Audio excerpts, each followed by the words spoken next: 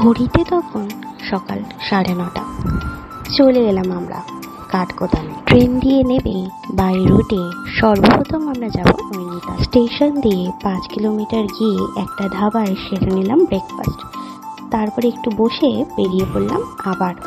নৈনিতাল যেতে সময় লাগবে প্রায় 1 ঘন্টা। চারিদিকের প্রাকৃতিক সৌন্দর্য সত্যি ভীষণই সুন্দর। উঁচু উঁচু পাহাড়, চারিদিকটা সবুজে ভরা, একটা শান্তিময় পরিবেশ। এই টানেই মাঝে মাঝে বেরিয়ে পড়ি। প্রকৃতি যেন কত সহজেই কাজের চাপ, ক্লান্তি, দুঃখ সবকিছু যেন এক পলকে তার নির্মল রূপ দিয়ে ভুলিয়ে দিতে পারে। গাছ, পাহাড়, মেঘ, সূর্যের এই লুকোচুরি দেখতে দেখতে এগোনো যাক কিছুটা পথ। দেখা হচ্ছে এই পথেই খুব তাড়াতাড়ি।